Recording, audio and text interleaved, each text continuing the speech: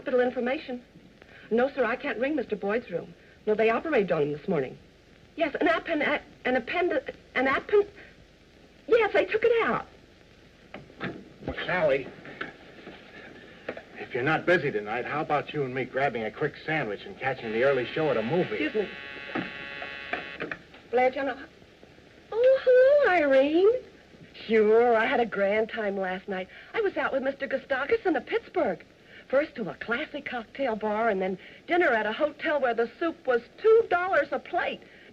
And then to a nightclub with real champagne. Well, goodbye. See you later. What were you saying about tonight, Joe? Oh, nothing. Nothing at all. Good morning, Dr. Lane. Morning. Oh, hi, Doctor. Good morning. Has Nurse Mary Lamont checked in yet? Yes, 10 minutes ago. Oh, thank you. You know, I got half the notion to take a good poke at that guy trying to cut in on Doc Kildare's girl. Control yourself, muscle-bound. If your pal Kildare don't do anything about it, why should you stick your nose in? What's she giving him a trouble for, anyhow? Why not? The way I see it, there are only two things she can do. Jump off a bridge over Jimmy Kildare or go out with this guy, in spite of the fact that he's single, rich, and good-looking. Yeah, he'll need his dough. Up in brain surgery, they're commencing to call him the Undertaker's friend. Emergency? Yes, Nurse Lamont? Dr. Kildare? Yes, he went past the desk, but I don't remember if he was coming or going out. Thank you, Sally.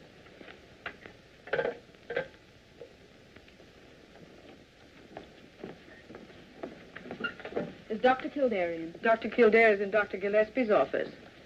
And everything is okay. Gillespie shut himself up in the other room. Thanks.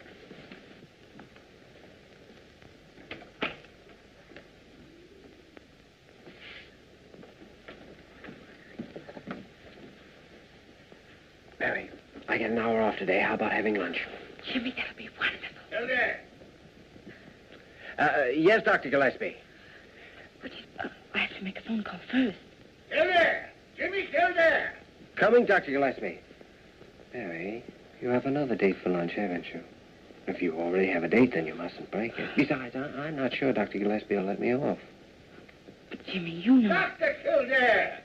Can't you hear me? I'll be right there, Dr. Gillespie. No lunch, Mary. Kildare? This is the most ridiculous thing I've ever heard of.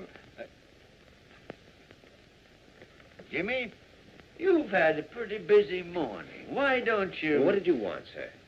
You were saying something was ridiculous. Ah, this report on Rufus Ingersoll. Jimmy, Rufus Ingersoll's been examined by every department in this hand-painted institution. Here are 27 different reports by 27 different doctors without a mistake in one of them. Why, it's impossible. Parker? Parker! Mr. Rufus Ingersoll should be treated with kindness, sweetness, and light. Will you kindly send in Mr. Rufus Ingersoll? Yes, sir. Let me handle this, Jimmy. Good morning, Doctor. Well, Mr. Ingersoll, good morning.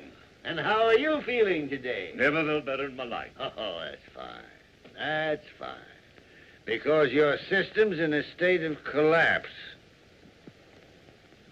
Sit down before you fall down. Mr. Ingersoll, you're suffering from a bad case of what we might call the dangerous age. You've been living too young. You've been eating too young. You've been drinking too young. You've been thinking too young. And all because you fancy yourself to be in love with a young girl in her 20s. And what's the result? Your stomach is overworked, your heart is overstrained, and your kidneys look like the Battle of Gettysburg. My age has nothing to do with it. I'm still a young man. You're young enough to make a fool of yourself. Dr. Gillespie, I came here for medical advice. Okay, you take a large dose of common sense. Of course, your personal affairs have got nothing to do with me, but medically speaking, my advice is that you should lead the life of a gentleman of 50, with his wife and children. Otherwise, Mr. Ingersoll, one of these fine days, you're going to drop dead. Good day, Mr. Ingersoll. This way, sir. Next patient! Next patient! Well, how can I examine you with your uniform on? Examine me? I don't understand. Well, I call for the next patient, and you pop in. You must be the next patient. Have you forgotten Mr. Grayson's waiting in the next room? Why in the name of common sense didn't you tell me? Because you told me. Well, Nosy, shake a leg. Yes, Doctor. Oh, wait a minute. Tell Grayson we'll be in right away. Yes, Doctor. Hey, what's your opinion on Grayson? You think he's going blind? Well, case history shows an increasing pressure on the optic nerve. Every indication points to an enlarged pituitary gland. Oh, that agrees with my diagnosis. What do you prescribe? An operation. Removal of the tumor. Sooner the better. You positive of that? Yes. Well, it's the only chance he has outside of a miracle. You're absolutely right. But the final decision to operate is up to the surgeon. Well, that's one thing we can do for Grayson. Get him a good man. Means you have an idea. I wouldn't dare suggest it to anyone but you, Dr. Gregory Lane. Gregory Lane? Yes. I know there's been some talk. He lost several patients in a row. But people don't realize that sometimes patients die because there's no chance of recovery. What are you trying to prove? Well, I'm not trying to prove anything. But I feel positive that Lane's a fine surgeon and that the medical profession needs him. Well, what brought Dr. Gregory Lane to your eagle eye? Well, didn't you once tell me he was the most promising young surgeon ever came to this hospital?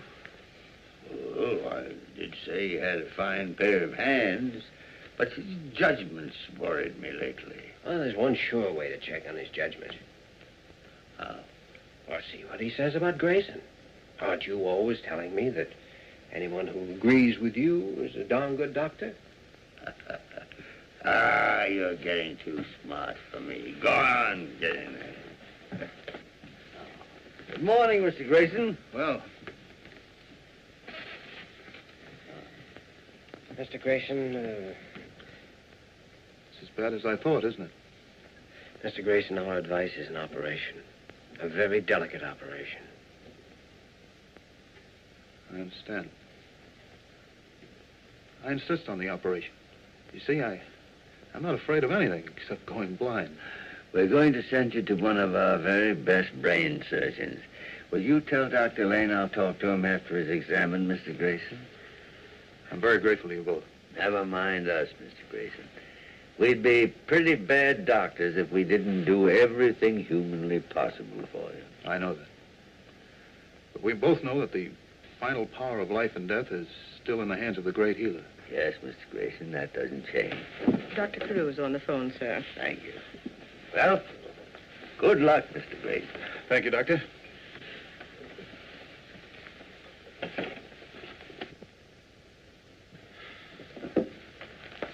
Hello, Carew. Well, how is the head of this gold-plated palace today? Oh, I'm fine, Leonard. Mr. Paul Messenger just phoned. You're to inveigle Kildare out to the Institute this afternoon. Dr. Squires will show him the place and offer him the job. Have you said anything to Kildare about it yet? No, not a word. But in justice to everybody, I'm going to do my best to make him accept. That's more than generous, Leonard. If you lose him, I know it'll be an awful blow to you. Blow? It'll be an earthquake.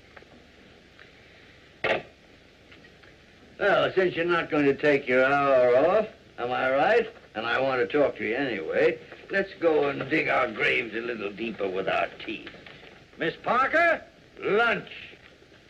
Drat that Molly bird. If I don't drink at least one glass of milk a day, she hides my cigarettes. Yeah. I know it's good for me, but oh, I hate this stuff. Yeah.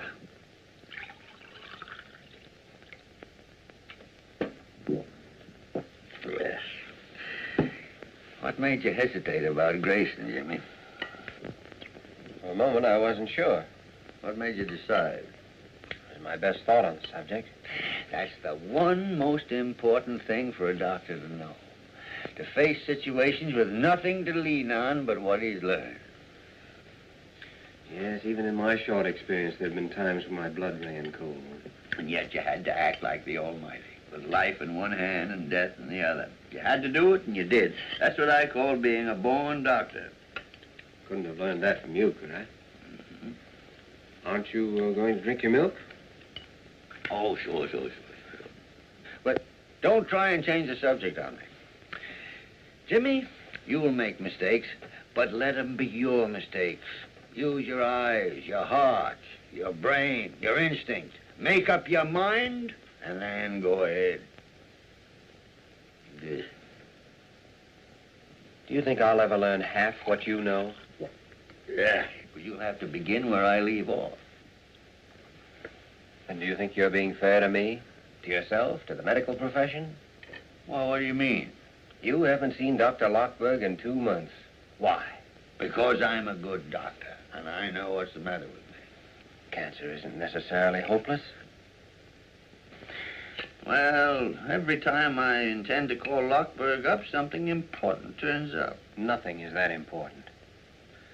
Look, if I'm to finish any part of what you've started, you'll have to stay here and teach me as long as you can.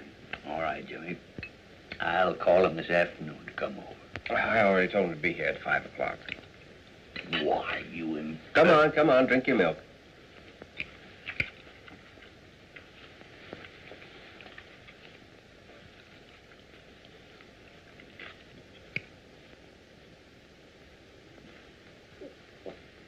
Really? The things people do for the sake of their health. Don't think you can hide from me, Dr. James Kildare. Now, look here, Molly Bird. This is my bedroom, and even the superintendent of nurses hasn't got any right to come barging in here. Be quiet. Dr. Kildare, Nurse Morgan informs me that you supplied patient 1124 with a new suit of clothes from the hospital emergency fund. Oh, yes, I did. But you see, Miss Bird, I see everything. You had his own suit burned. I ordered that suit burned as a public precaution. Oh, public precaution, my foot. Well, the man had nothing more contagious than a broken arm. I personally examined that suit of clothes and found definite traces of leprosy. Leprosy? Leprosy? Bubonic plague, housemaid's knee, and a slight trace of Scandinavian hookworm. Scandinavian hookworm, you fool. Besides, Molly, there was a job waiting for him if he had a good suit of clothes. Leonard Gillespie, you haven't drunk your milk. Molly, no matter what else you can say about me, I'm a man of honor.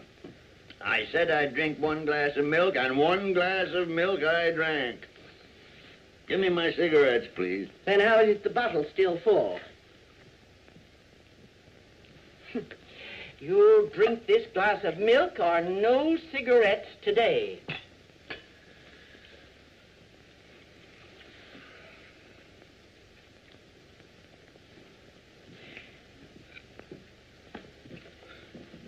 Yeah.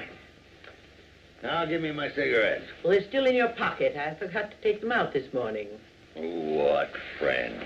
Well, you've been trying for 25 years to force somebody to take care of himself. It's a little hard to break the habit. Well, if you can get along without me for a while, supposing I run up and have a talk with Dr. Lane. Yes, Grayson's in pretty bad shape. Let me know when Lane wants to talk to me. That's what I meant to do. Then later in the afternoon, we're going for a drive in the country.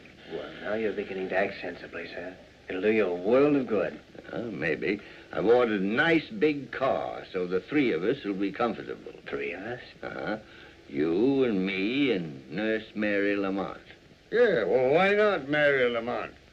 She isn't engaged to Dr. Lane, even though she did go out with him last week. What do you expect her to do? Die an old maid because you only get $20 a month? I don't expect her to do anything of the sort. Well, Dr. Gillespie, I guess it's pretty obvious to you how I feel about Mary Lamont, but I can't and I won't say anything to her about it. After all, $20 a month is $20 a month. We're ready, Dr. Lane. Good, let's go then. I want to see you after this operation. Dr. Lane, a package arrived for me this morning. It contained a dozen pair of beautiful silk stockings. Silk stockings? Silk stockings. I'd sent them back except for 3 things. I don't know where they came from. I can't prove you sent them. Besides, they're awfully pretty. I don't know a thing. But I'll admit anything if you'll have dinner with me tonight. All right, Greg. We'll celebrate a successful operation. I need a successful operation. Oh, it's only the fools who are talking. Anyone knows mortality in brain surgery is high. Yeah, but you can't explain that to a dead patient. Dr. Gillespie still believes in you. You're operating on his patient, aren't you? I still believe in myself, Mary.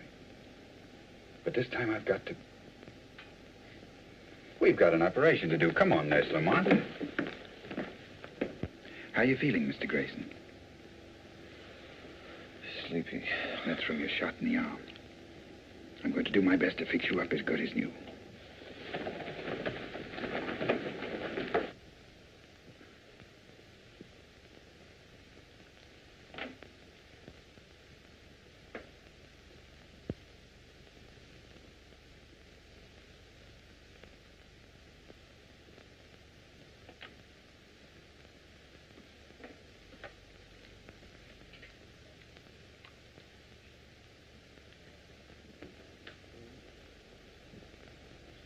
Oxygen.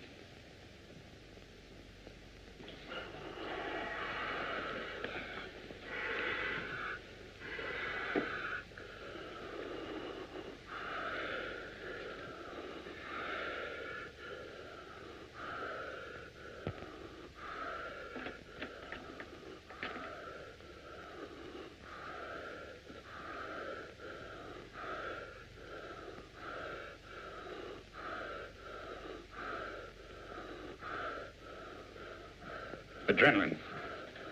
Hurry.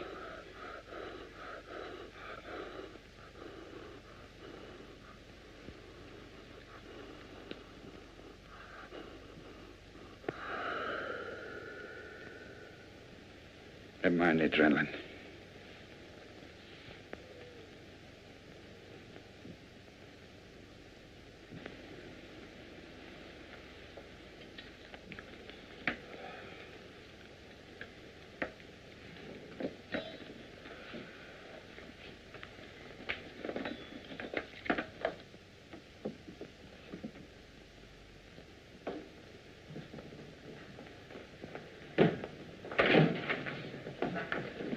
Mary? Jimmy, do you have a cigarette? Oh, Mary. Please, Jimmy, give me a cigarette. Why? By the way, Dr. Gillespie wants you and me to, Thanks, Mary. Dr. Lane, I was in the gallery, and The operation was a success, but the patient died.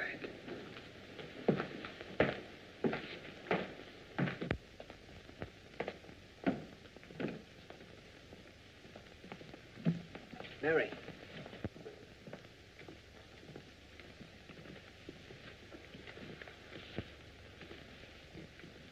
They're so new, aren't they? Just off the assembly line this morning. 41 brand new lives. Sort of evens things up, doesn't it? You mean about life and death? I didn't think about it that way. I just happened to come here. Well, your instincts were right. It's the best place you could have come to. This is what it's really all about.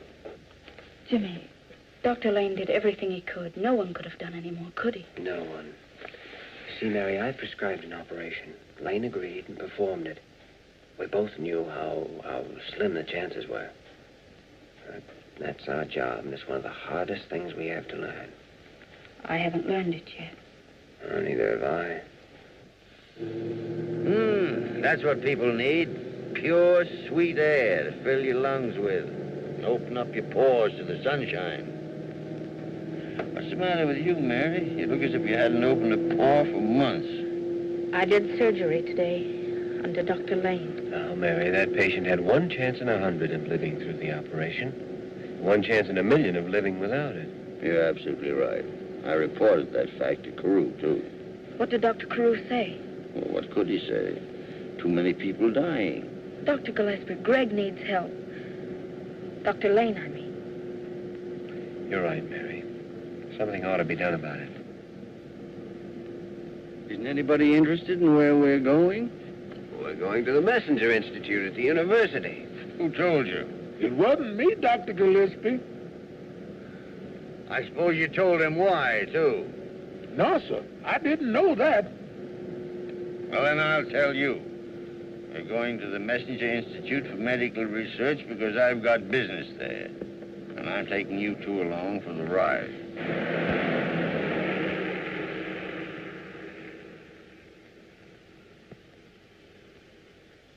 of Mr. Messenger's open-handed generosity, this building with its magnificent equipment is a shining example. Now, listen, Egghead. The eminent and imposing Dr. Squires was known as Egghead in medical school, for reasons you're both too young to know. Leonard, I once busted you in the snoot for that, and I'm just the guy who can do it again. Now, listen here, Squires. We all know this is the finest institute in America, but come to the point. Very well. The point is, I have a job for Dr. Kildare. Job for me? Well, if it hadn't been for me, it'd taken him 2 hours to tell you that. Dr. Kildare, Mr. Messenger feels that he owes to you his daughter's sanity, perhaps her life.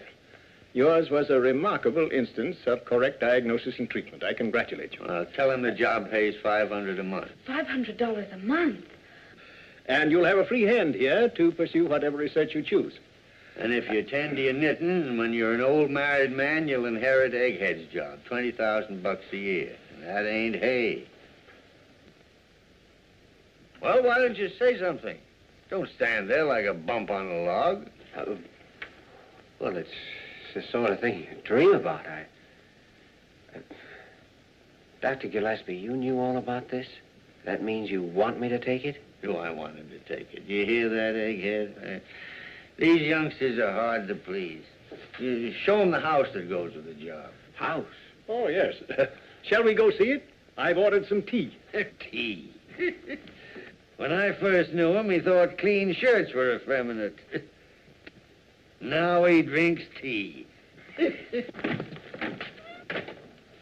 It's Mr. Messenger's idea that a man does his best work when his home surroundings are ideal. Thank you, George.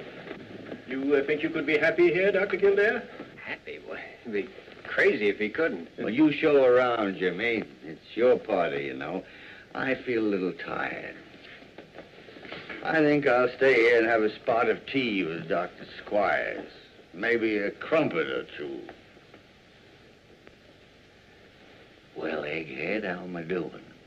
If I hadn't known differently, I'd have thought you really wanted him to take the job. This is the greatest opportunity Jimmy will ever have in his life. And if he takes it, all I've planned will come tumbling down around my ears. All jokes aside, Leonard, won't you have a cup of tea? Suppose I get you a glass of milk. Milk? Yeah. I'm so full of milk now, I'd be afraid to meet a calf. Isn't it lovely? This isn't true. This sort of thing doesn't happen. But it is true. You have everything in the world ahead of you. I wonder.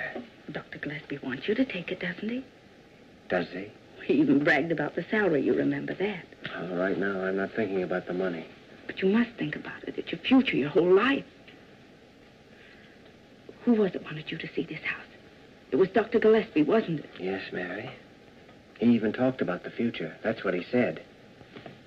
I wish I knew what he was thinking. Well, shall we look at the living room? Mary, you have dinner with me tonight? I've got a date. I'll get out of it, Jimmy. Hey, break it up, you two.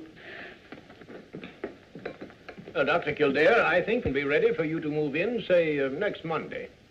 You're very kind, Dr. Squires, and Mr. Messenger's generosity is tremendous, but I'm afraid I'll have to think it over and let you know.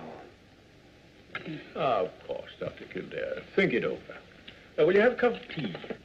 Say, Egghead, I think I'll take that milk now.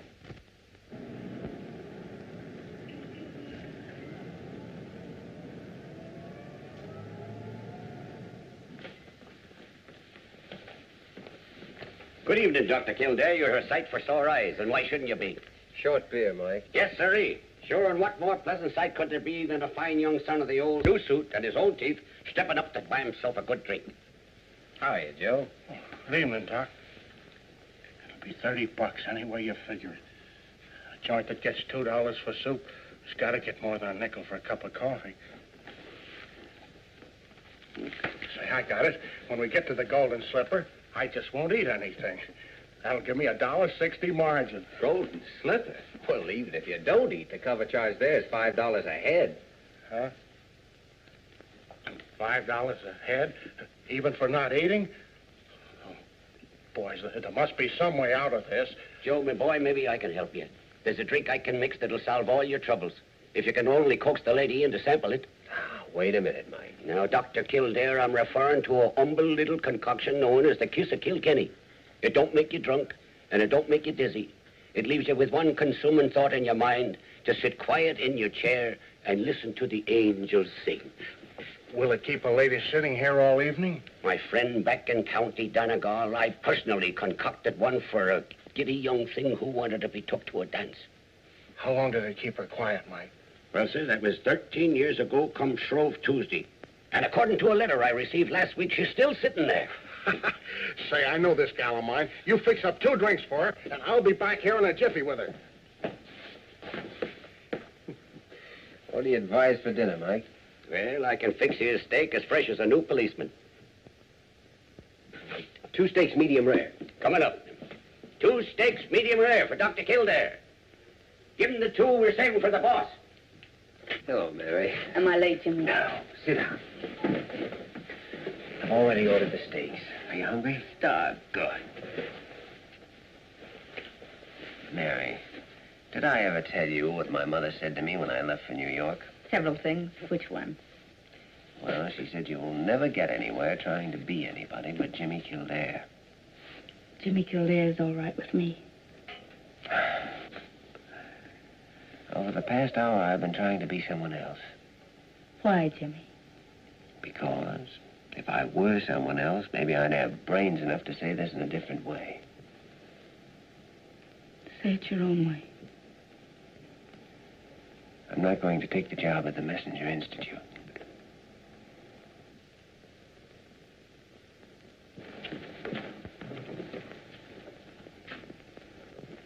Miss Lamont, report to Superintendent Bird's office right away.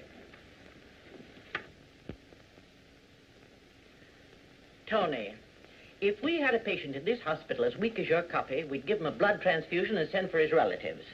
I don't blame the nurses for squawking. Nurses are just like husbands. You can abuse them, insult them, work them to death, jump all over them, they'll take it. But give them a bad cup of coffee and you got a revolution on your hands. Oh, come in, Mary. I'll be down at the kitchen in 10 minutes and show you how to make coffee. You sent for me, Miss Bird? Lamont, I'm promoting you to staff surgical nurse permanently. Wait a minute, it's not that big an honor. I'm sorry, Miss Bird. Of course, you'll have to be more careful about our rules. For instance, I know that you accepted some silk stockings for a member of our staff. I'm sorry. I'll send them back. Before okaying this promotion, I must know that you plan on staying with this institution. I guess I'll be here forever. Because I certainly would not give this chance to a girl who's liable to quit her job to get married or something. I'm not figuring on getting married. No, child. I don't know why I'm so silly. Well, I know. I wormed it out of Dr. Gillespie about Jimmy Kildare and the Messenger Institute, and this can only mean that he didn't decide the way you wanted him to. I kept hoping against hope. The only man in the world? It's not true, Mary. It's never true. If it were, 9 out of 10 women in this world would never get married. And we women can be thankful that fate fixed it that way. Because so many times, so pitifully many times, Cinderella can't have her prince. And if there were no other man in the world for her, how would the Cinderellas end up? Like me, Mary. I'm 49 years old, and what have I got in life? Bad coffee. No, Mary. Give any woman a decent husband with a clean shave and a pretty good chance of getting on in this world, and she'll come so close to thinking it's love that she'll fool him and herself. I never thought about it like that. Well, try thinking that way. And stop eating your heart out. Now get out of the mouth and get to bed. Report to surgery at 9 a.m. Good night. I said good night. Good night, Miss Bird. Mary, don't send back those stockings. I can't. I have one pair on.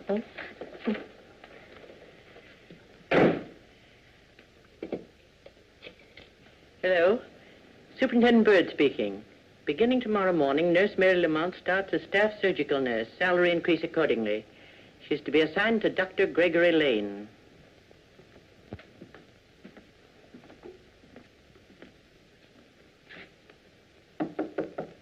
If that's you, Nosy Parker, I'm taking a bath.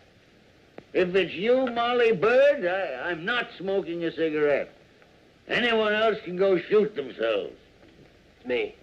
What do you mean, barging in here at 3 or 4 o'clock in the morning? What do you think this is, a 6-day bicycle race? Well, it's only 10:15. What do you want in the middle of the night?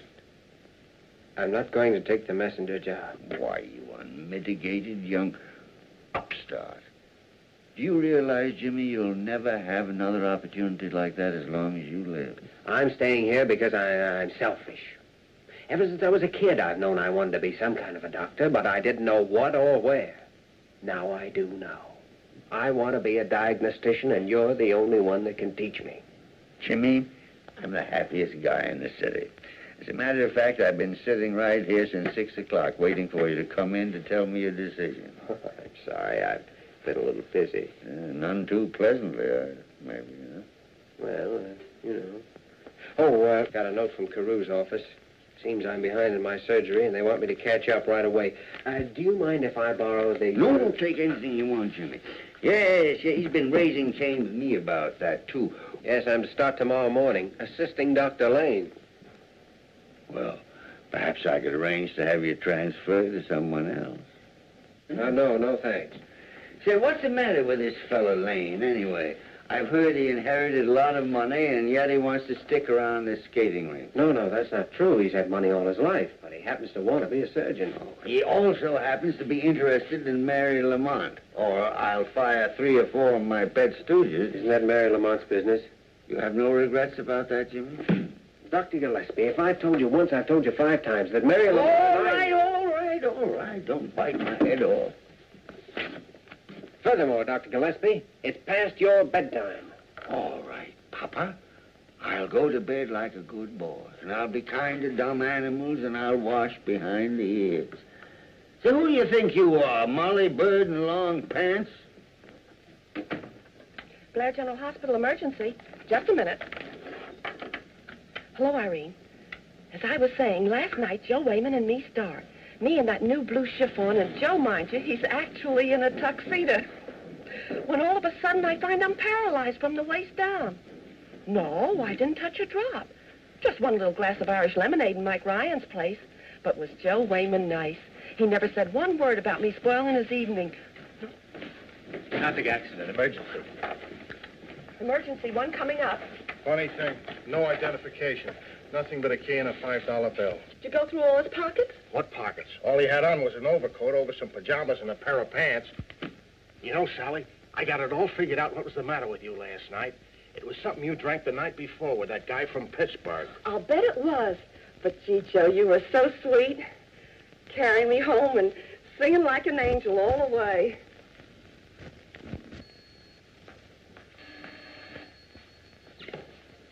This is Surgery B. One coming up? Okay. There's a case coming up from emergency. Good morning, Doctor. Oh, good morning, Doctor. I'm assisting you. I have some surgery to catch up on. Well, I'm glad to have you. I had some pretty unkind thoughts about you last night, Kildare. Last night? Yes, I had a date with a very pretty girl for dinner right up to dinner time. Oh, I'm sorry. Maybe you are, but I still had dinner alone. Well, it's nice having you around. I can keep my eye on you. Here's the X-ray, Doctor. Increasing intracranial pressure, pulse slowing, temperature rising.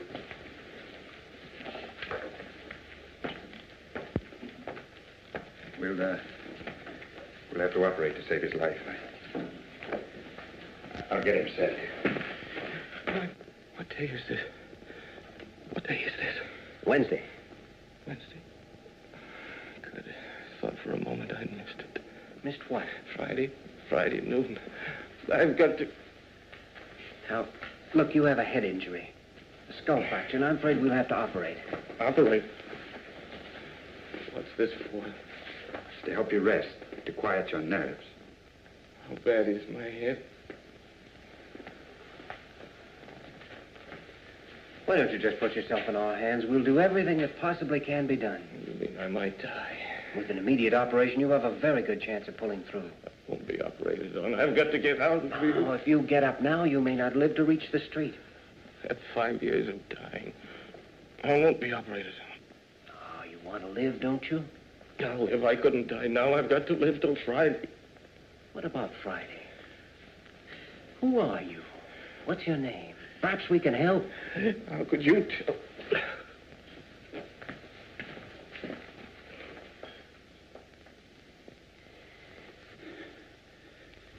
Well, this heart's strong anyway. I'll tell him to get ready. Wait a minute.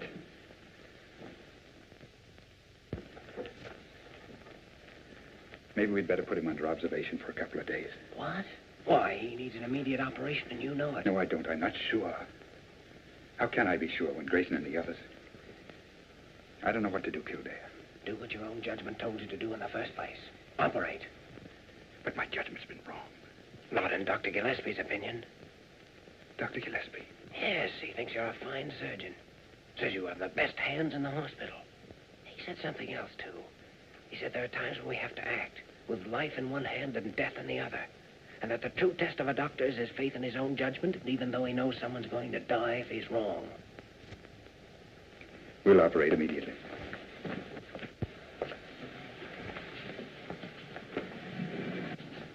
This patient has refused the operation, but I take full responsibility.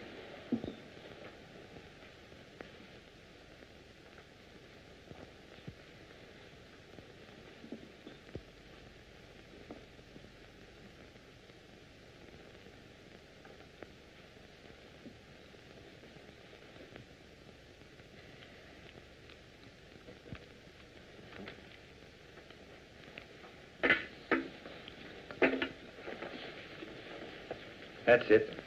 Take him away. How's the pressure? Fine.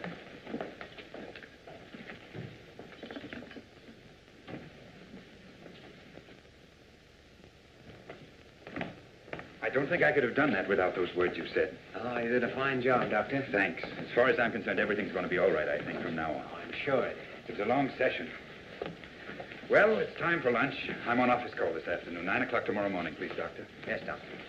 It was a beautiful operation, Doctor. Maybe now we'll have something to celebrate. Let's. Tonight? All right. Swell.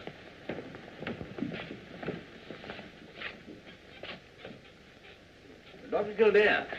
Yes, Dr. Carew. I'm very pleased you decided to remain with us. Why, No explanations are necessary. I understand. Where's Dr. Lane? Oh, he's just left for lunch. Wish you'd been there. You'd have seen the kind of brain surgery you read about. Is that so? Well, I trust you're right. Doctor, because of the somewhat unusual circumstances, I'd like to have your personal report on this case. Well, Dr. Lane has office duty, so naturally I'll be watching it. Very good. He's coming out of it now. Breathing easily and naturally. Mm-hmm.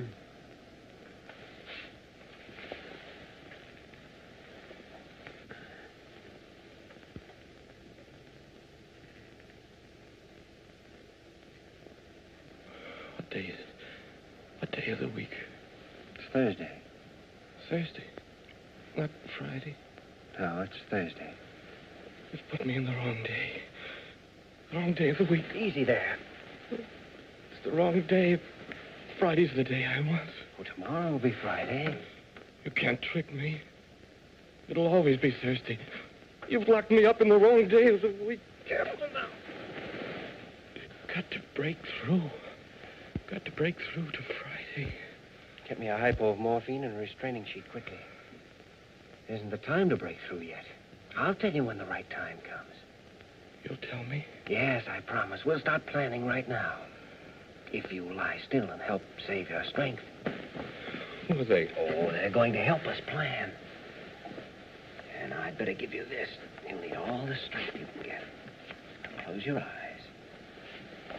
That's it. Get that restraining sheet on him quickly. Doctor? What's wrong? There's some mental disturbance. I had to give him a hypo.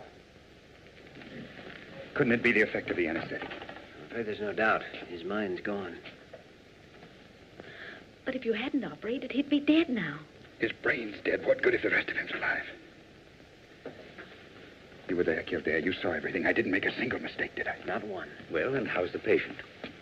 Why, that's a restraining sheet. Yes, I thought it was wise. The patient showed signs of becoming violent. Violent? Dr. Lane, what is this?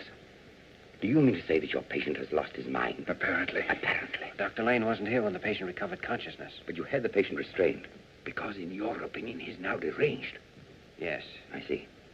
Dr. Lane, remove your patient to a private room. It's the least we can do. Then I'll see you in my office. Dr. Carew, you'll want me there, too, won't you? No, this is Dr. Lane's responsibility only. Oh, nevertheless, I'd like to be there. Don't stick your neck out, Kildare. It's my neck. Dr. Lane, I freely concede that a doctor constantly has to make decisions, to operate or not to operate. But also, he must be right when he makes those decisions. Otherwise, we... Wait a minute. I'm in on this. What have I missed? I just left your patient. He's as mad as a March hare. What were you saying, Carew?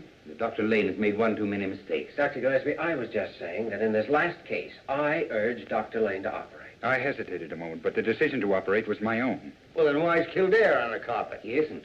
He insisted on being present. Look, let me settle this thing once and for all. I decided to operate, and in a similar case, I'd do it again. Good. Now we know where we stand. Right. Dr. Lane, errors of judgment are difficult to prove.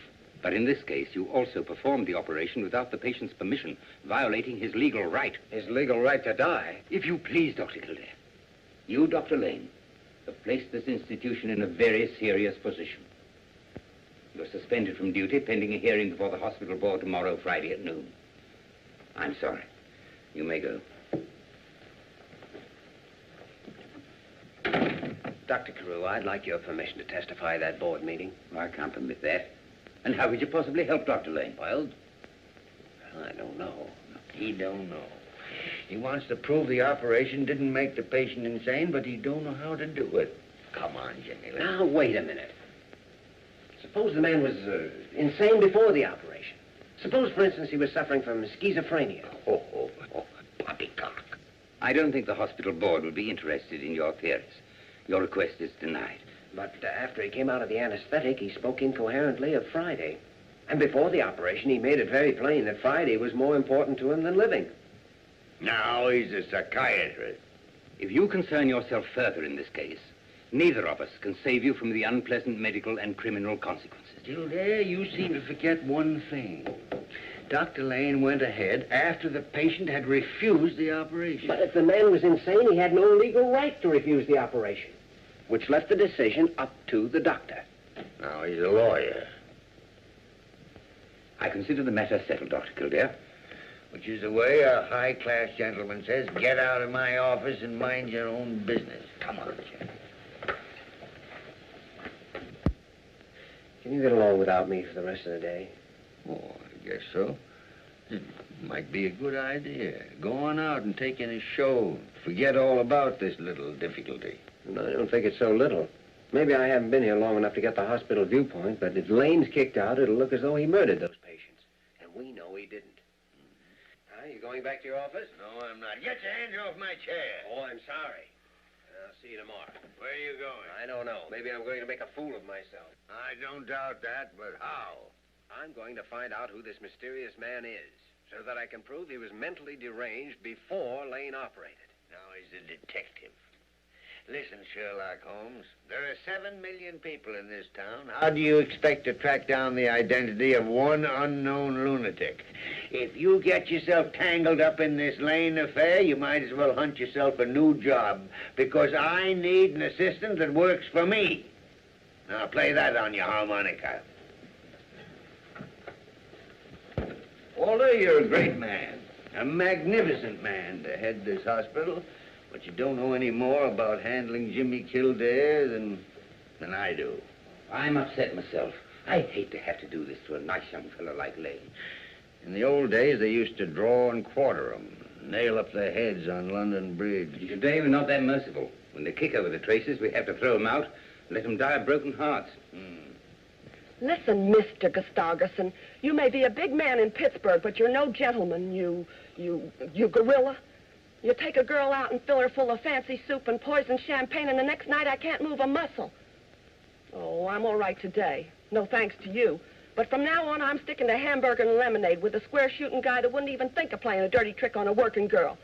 Goodbye, rat. Emergency. No, I haven't seen Dr. Kildare for an hour. He went out of here in his street clothes, said he was off for the day. Sure, if I see him, I'll tell him.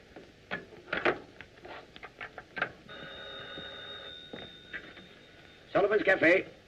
No, Sally, Dr. Kildare is not here, but we're expecting him immediately. Sure, I'll give him your message. Hello. Sally, here's the doctor.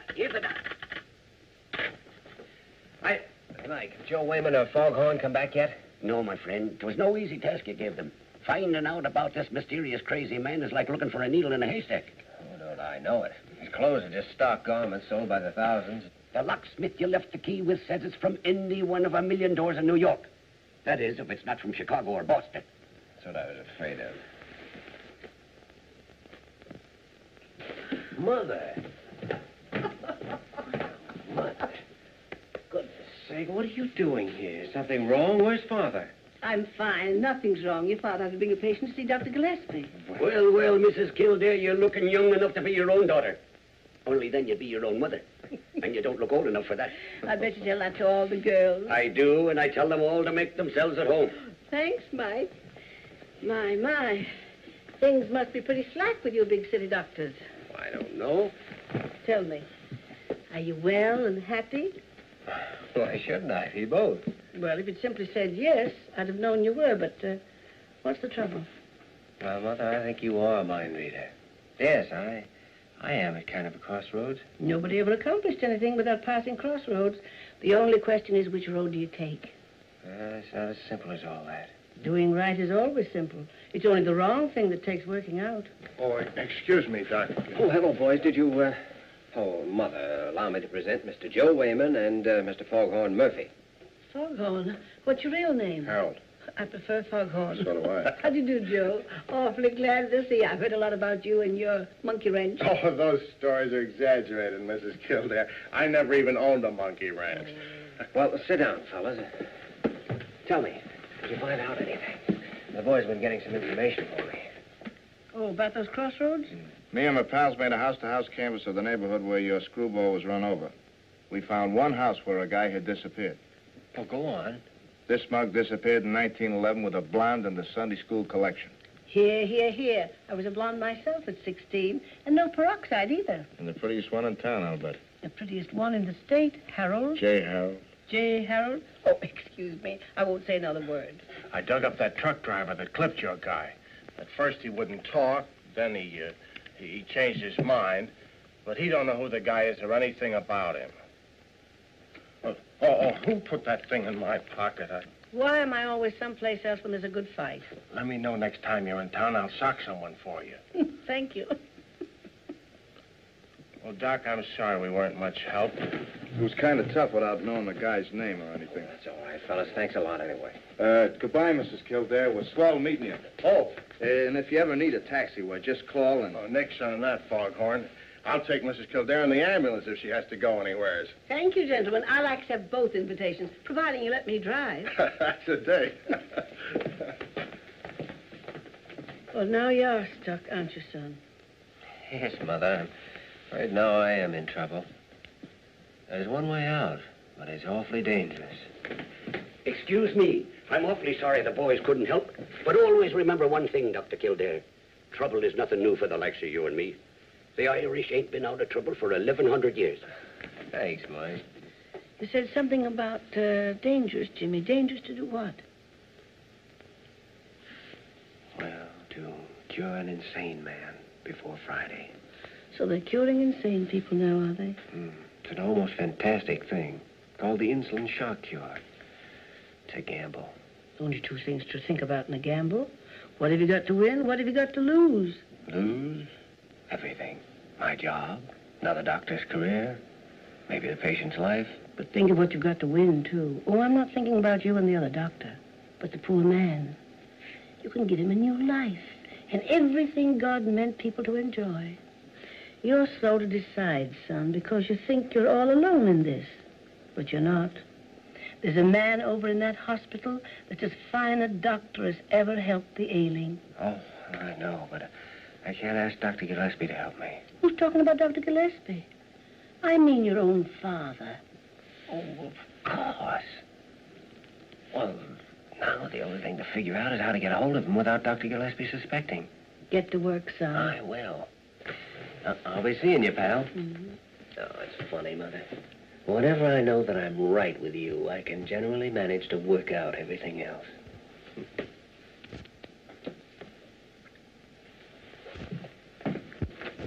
Joyner? Joyner? Oh, I wonder if you'd do a favor for me. It's awfully important. Precisely 6:30, I'm leaving here to meet a young female person whose boyfriend is confined to room 714 with a broken leg. Until then, I'm going to lie quietly and conserve my manly figure. Oh, you're going to make a phone call for me, and then you're going to take a walk for about half an hour. And furthermore, the young female person has bright yellow hair and practically no brains. Dr. Joyner, if the young lady is free for the evening because her boyfriend has been forbidden visitors, by your orders, of course, I could easily report that out. Oh, no, don't shoot. Who do you want me to phone? Gillespie's waiting room. Oh, Dr. Stephen Kildare. Just a minute, please. Hello. Yes? Yes, I understand. Well, just as soon as I finish here. Pardon me, that is my wife. Oh?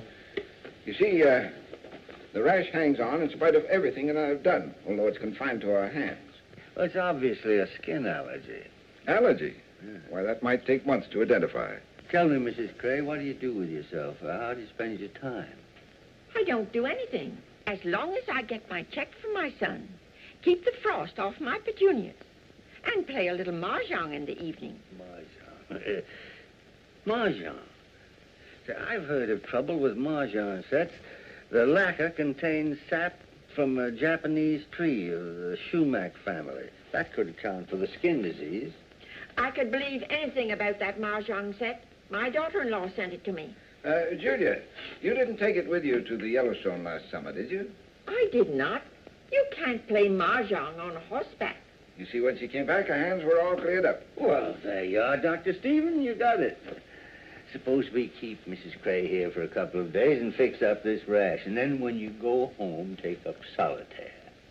In the meantime, we'll put her across the hall in that nice big room, 370. Oh, Dr. Gillespie, which the rich Mrs. Van Allister has already paid for until Tuesday. I sent her home this morning. Nothing wrong with her, but too much money.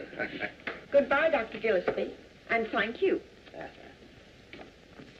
As long as Dr. Stephen did all the work, I don't owe you a cent. Goodbye. Sit down. Well, I'm ever so much obliged to you, Dr. Gillespie. Well, I've got to run along now. I'll be back. Next patient. No, hold the next patient. Come in. Say, Parker, did you notice that I said anything to offend Dr. Stephen? Or was it my imagination that he was acting strangely? I wouldn't know anything about that, but if it was his wife on the phone, he's married to a woman with a bass voice. Hello, Jimmy. Oh, hello, Dad. What is all this? Please sit down. Why all the mystery? Is anything wrong? Dad, what do you know about the insulin shock cure for insanity? Insulin shock? Why? Well, tell me, have you ever actually seen a cure effected? Yes, I have. It was one of the most terrifying things I've ever seen in all my life. Ah, but it worked, didn't it? Yes.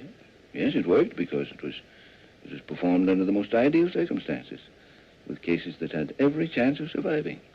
Well, then you've never seen insulin tried when the patient wasn't in perfect physical shape. Oh, no. No, in case of any injury, especially to the head or the brain, they wouldn't dare. But, Jimmy, stop dodging the issue. If you need any help, I'm your father. I'm sorry. This is my problem. I know it is, Jimmy. And I don't want to interfere. I'll tell you how you can help me. I've read everything about insulin shock. I know all the theories. But I want you to tell me everything you saw. Don't leave out one detail. Right from the beginning. Well, Jimmy, insulin shock causes the patient to revert backward through every stage of evolution. At the dictates of his shocked brain, His human body attempts to simulate all the actions and mannerisms of each successive step. Back through the ape, the bird, lizard, fish, and so forth. This abnormal effort involves the most horrible convulsions.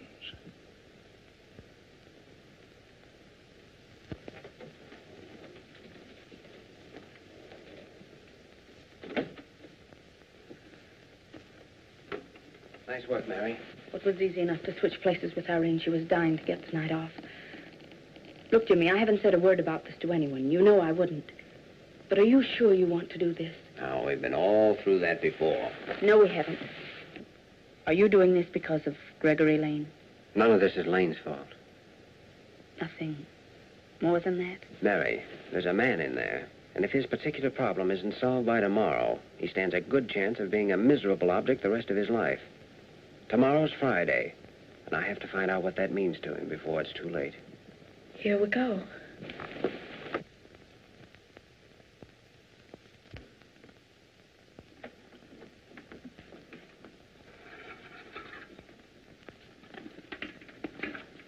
I don't know a thing about this insulin business.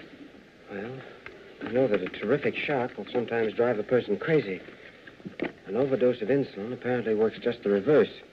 The tremendous shock it gives seems to drive the crazed brain back to sanity. Suppose he dies. Let's try supposing he'll live. But what about you if he does die? Get his arm ready.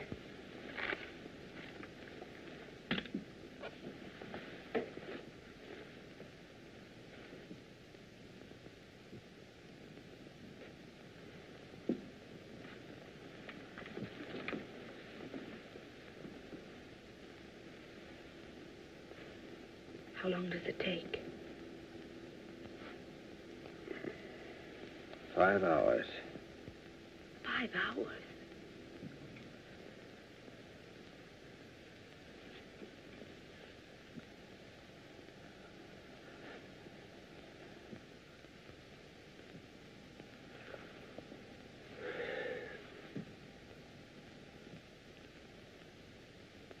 Two and a half hours?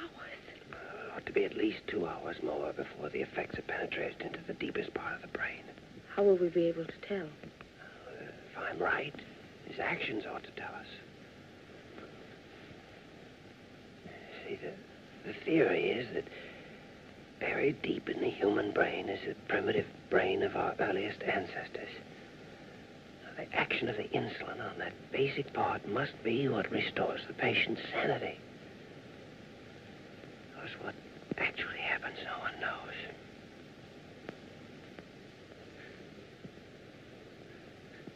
Here it comes, Mary.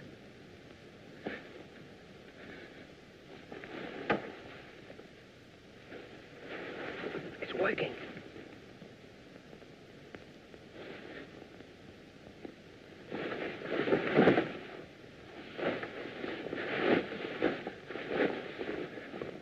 You see, the brain is starting to travel backwards. The body is compelled to follow.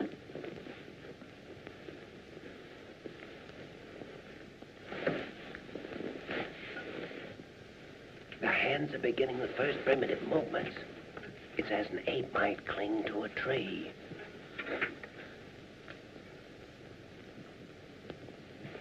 Convulsions are a necessary part of the process. The body is desperately trying to obey the impossible commands of the brain.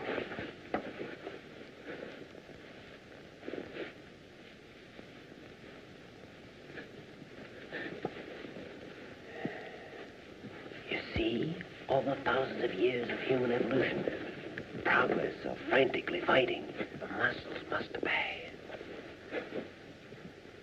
The brain is saying you're no longer a man, you're an animal.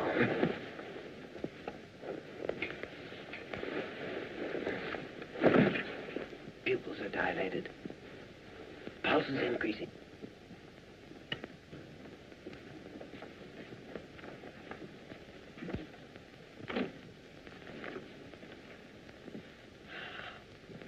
Dr. Kildare. What do you want? There's been a change of nurses in this case without my knowledge or permission. I did that. Dr. Kildare, what you're doing with this patient is between you and your conscience. Or between you and Dr. Carew, which might be worse. Molly, please. Though personally, I think you were born to be hanged. Do you think she'll tell anybody? On the pillow. Watch his head. Jimmy, how long do these convulsions keep on? May get less. May grow worse. We won't know until the 4th hour.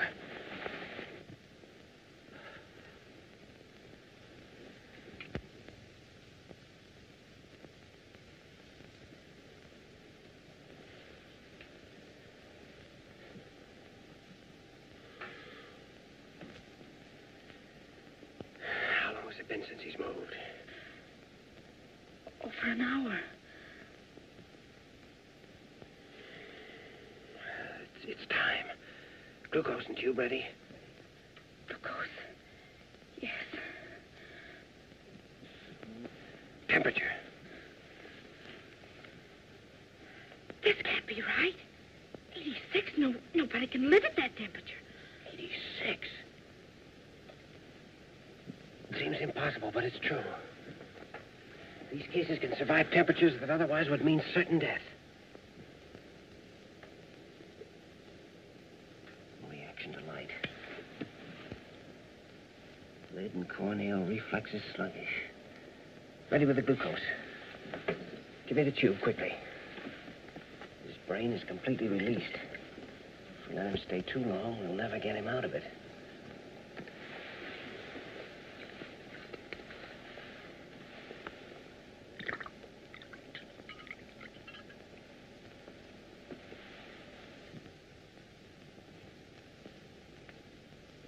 Why doesn't he move? It'll take a little while for him to absorb the glucose. The insulin's burned out every bit of sugar in his body. The glucose will restore it. Well, the miracle of insulin shock is that 1 minute you have this, and the next minute, if you're lucky, you have a sane and normal person. But if he doesn't come out of it, then we'll have killed him. Can you hear me? How are you? How do you feel? Oh, if I only knew his name. Listen, it's Friday. Jimmy, he's dead. Quiet. Can you hear me? How are you? Can you hear me? How are you? Can you hear me? How are you? Can you hear me? How are you? Can you hear me? How are you? All right, I guess.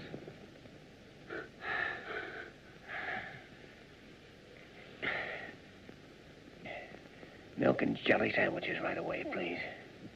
Jelly sandwiches? Jelly sandwiches and milk, nothing else, right away. Yes, Doctor. Yes, Doctor.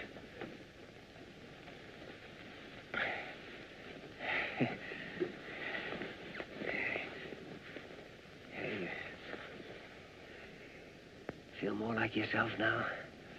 Fine. Head hurts a little. Under the circumstances, that's hardly surprising. You remember me, don't you? Yes, you're the doctor that wanted to operate on me after I was hurt. That's right. You feel able to answer a few questions? Mm-hmm. Jelly sandwiches.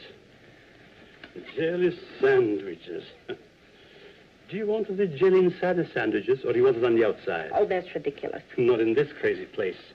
I make coffee for the king. He raises my salary. I make coffee for the general. He kisses me on both cheeks.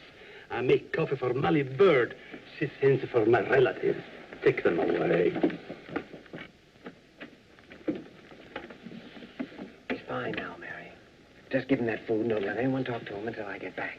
Back? Where are you going? I've got the answer to this whole business, the thing that was locked up in his poor, twisted brain. Now, listen, Mary, there's no time to explain now. But remember one thing. No one's to see him, and no one's to talk to him. Because if anyone questions him before I get back, it's liable to ruin everything. Do you understand that? Yes, Doctor. Well.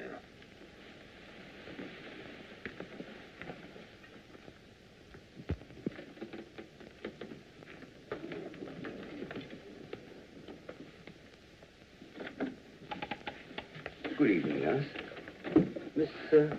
Miss Lamont, isn't it? I want to examine your patient. Well, Oh, the hour may be a bit unusual, but this is a very unusual case. While I'm in there, you might get me a little bicarbonate of soda. I've just come from a doctor's banquet. Dr. Carew, the patient mustn't be disturbed. Indeed? Who said so? Dr. Hepworth, the staff physician on the case. Oh, that's all right. I spoke to Hepworth at 7 o'clock. Told him I was coming in. Yes, but, he came back after that. But Hepworth told me he wasn't coming back until morning. What is this? I just left Hepworth at the banquet. Oh, it must have been some other doctor. What other doctor? I don't know his name. It's quite obvious something untoward is going on here. I intend to find out for myself. Well. Wait outside, Conover. Yes, sir. Why, Walter, you look positively beautiful. This is not the time or place for jokes, Leonard. Well, you must have been joking just now when I came in. Wasn't he, Mary? Leonard, in order to testify properly before the hospital board, I must have complete knowledge of this patient's condition. Well, that's not unreasonable, Mary. But Dr. Gillespie, the patient mustn't be disturbed. It couldn't be that Dr. Kildare told you not to let anybody in, could it? I don't know a thing, and if I did, I wouldn't tell you. I better go and find out. No, wait a minute. Come on, Mary, you might as well tell us. Otherwise, Dr. Carew will have the right to go in there. That's just what Jimmy wants to avoid, isn't it? Dr. Kildare administered insulin shock. I can't believe it. And he did a magnificent job of it. I'll believe that when I examine the patient. Walter, I wouldn't go in there if I were you. I know I wouldn't. And I was practicing medicine when they were telling you to keep your thumb out of your mouth. Where is Jimmy? I don't know. This is the most outrageous thing I've ever heard. Oh, you ain't heard nothing yet. Well, what's the last thing Kildare said? Give him the jelly sandwiches and don't let anyone near him until I get back. Jelly sandwiches? Of course, jelly sandwiches. You're a doctor, remember? In spite of that outfit. Jelly sandwiches are exactly the right thing to increase the sugar content. Oh, yes, of course, jelly sandwiches. Oh, make it peanut butter if you want, only let's get on with it. What else, Mary? That's all I know, except the patient in there is as sane as you are. Me or Carew?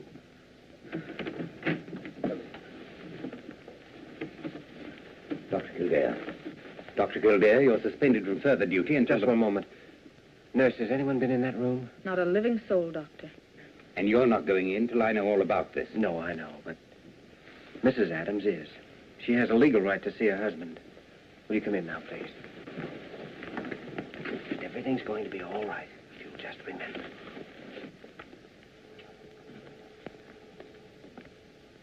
Oh, my dear. I've come back, Henry. Back to stay. If you're going to stay, everything will be all right now. Now, Kildare, just to satisfy the curiosity of a senile old man, make it two senile old men. That'll take you in, Walter. Of course, the treatments will have to be continued. Adams has been a mental case for months. The result of a separation from his wife. Oh, you don't have to hit me over the head with a bottle. I know the rest of it, too. Yes, it seems his wife had sent him a letter suggesting a reconciliation. And Friday was the day they were to meet. Walter, it wouldn't surprise me if you could see through the holes in a 10-foot ladder. Jimmy, how long did he wait for her to come back? About 5 years, Mary.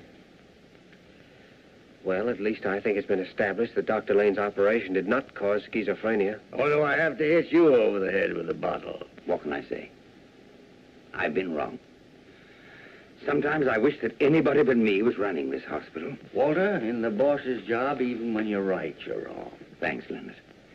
Regardless of the hour, I shall go immediately to Dr. Lane and offer him my personal and professional apologies, which will make me very happy. Well, that's fine, because Dr. Kildare's working for you, beginning tomorrow morning. Working for me? Yes, Kildare, I warned you.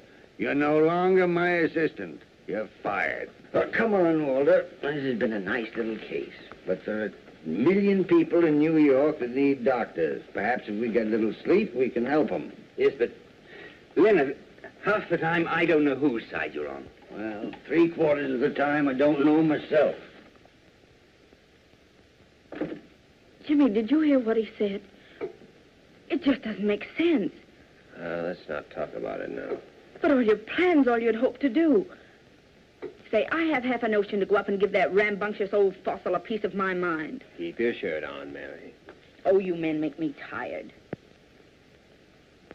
What is it, Jimmy? You asked me how long he waited for her? 5 years.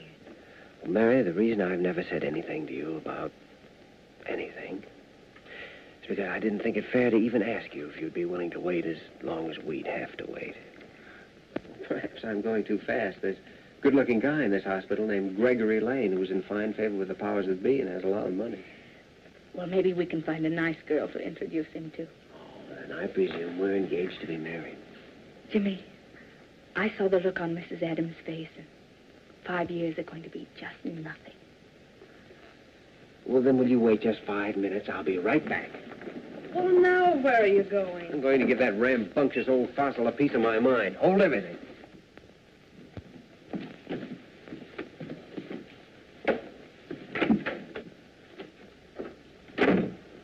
I suppose you thought I was going to take that crack of yours lying down. The 9 goes on the 10. And isn't it nice to be alone? Well, I want to tell you something. You can't fire me because I won't be fired. And if you do fire me, I won't stay fired. Oh, the Lone Ranger, huh? Hi-Yo Silver. You make me feel like a fool. You said you were going to make a fool of yourself, didn't you? Well, who was it said you have to have an instinct for diagnosis and the courage to follow it up? I did. Well, every instinct I had told me that Dr. Lane was a good surgeon. Why, you little pipsqueak. If it hadn't been for me, you wouldn't have got to first base. You? Yes, sir. Who was it that had you notify that you were behind in surgery? Mahatma Gandhi? Who was it had you assigned to Dr. Lane? Little Red Riding Hood? Who gave Dr. Hepworth tickets to that banquet? Santa Claus? No, lame brain. Even you couldn't have gotten away with that insolent business without my full authority back of you all the time. Of course, Molly Bird helped a bit. She made me drink 2 quarts of milk. Yeah. You're still fired. Why? Well, because you're not always going to be lucky. Someday, some of those fantastic crusades of yours are going to kick back on you and crucify you. And then what'll be the good... Thank you. And then what'll be the use of my teaching my job to a man who's going to end up by having his head nailed on London Bridge? Funny, you never think of that once you get started. Young Dr. Kildare, you've got a single-track mind. Well, I'm trying to be like you. There's only one man in the world like me. Me.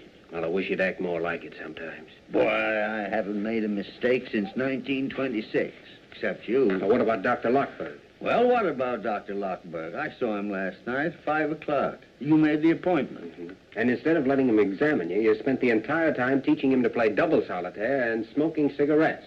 Well, Jimmy, suppose I promise you to see Lockberg 3 times a week and you can stay in the room.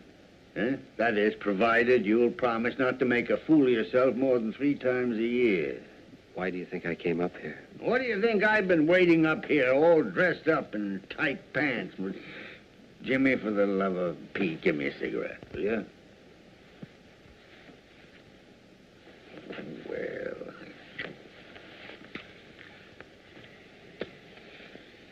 Guess there's only one thing left to do now, and that's tell Dr. Lane about Adams.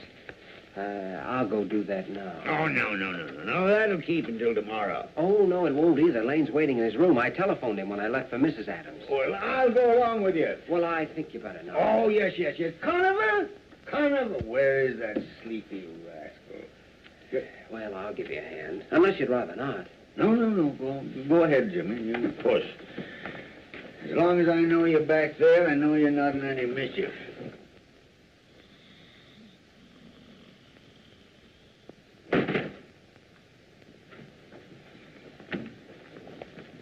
Oh, I could see the whole thing coming. The trouble with you is, Jimmy, you got one of those honest faces.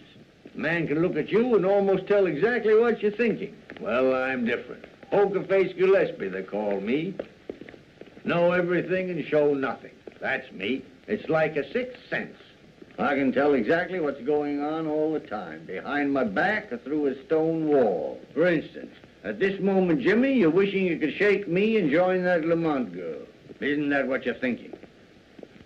Isn't that what you're thinking? Answer me. No, boss, it ain't.